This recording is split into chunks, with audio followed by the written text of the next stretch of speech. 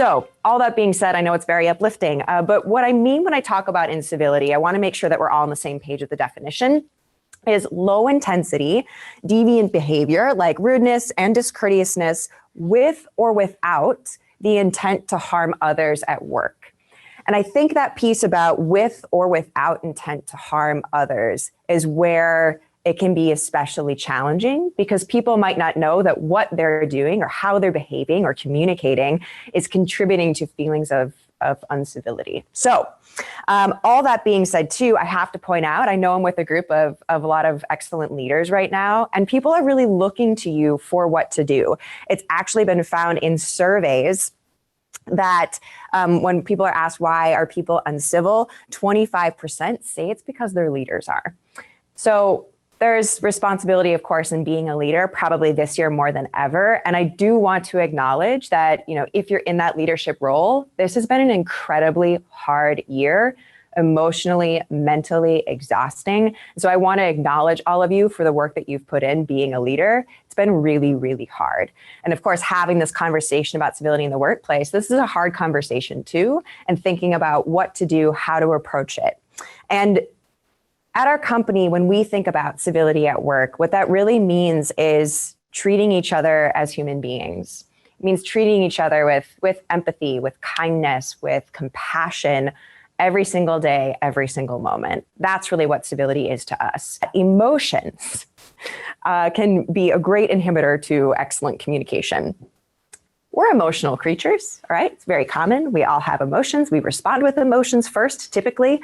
And so if we're in conversation with someone and they say something to us that ignites an emotional reaction, then all of a sudden our brain is going into the fight or flight response. And so we're so consumed with how we're trying to take care of our situation that we completely shut down from being there and existing for the other person.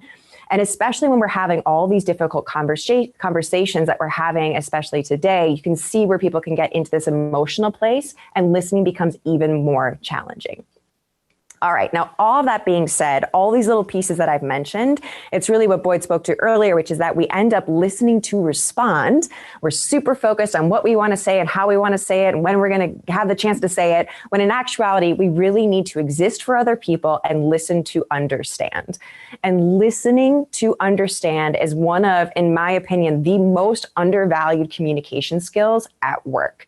When we go into organizations and they're having a lot of challenges with their culture, with creating a feeling where everyone is included, it's because we stop ourselves from listening to truly understand. And there becomes this obsession with being busy. It's like everyone wears this busy badge of honor. It's like, how are you? I'm busy. Oh, that's awesome. It's like we constantly fill our time, so much so to the point that when we are not busy, it feels wrong and uncomfortable. We're like, wait. It feels very odd to not have back-to-back meetings or Zoom calls or fires I need to put out. And then we try to fill in more of our time to get back to the normalcy of busy. Like busy is so incredibly normal. And I will say people especially will wear not just the busy badge of honor, but other ones as well. So you can see this, maybe it's the 0 sick days badge of honor, unused PTO, always on, or one of my favorites, the chief vacationer. That person is like, hello, goodbye, I'm going on vacation for 2 weeks. And then within 24 hours, they're answering emails. So I want you to think to yourself for a second, just like, okay, me looking at all these badges, which ones do I wear? And which one do I wear the most often? And the final piece here I'll say is around workload and productivity. If you haven't done it already, you need to redefine success. We've talked to people and we found that when it comes to creating a work environment that feels healthier, that feels more trusting, they've been able to say, you're not expected to do all the things that you were doing before. Like that feels a level of impossible. So redefine what that looks like, right? So it's like, hey, addressing directly, something's going on in the world. Let's talk about it. If you're not at 100% right now, I understand. Have one-on-one conversations with people. Encourage other managers and supervisors to be having these one-on-one conversations as well. And remember, I love this quote, which is, you're not working from home, you're at home during a crisis trying to work.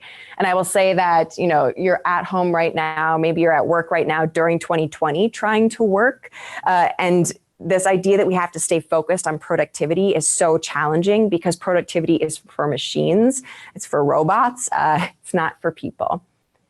So think about where we're focusing. Maybe you're focusing so much on productivity that it's being prioritized over people.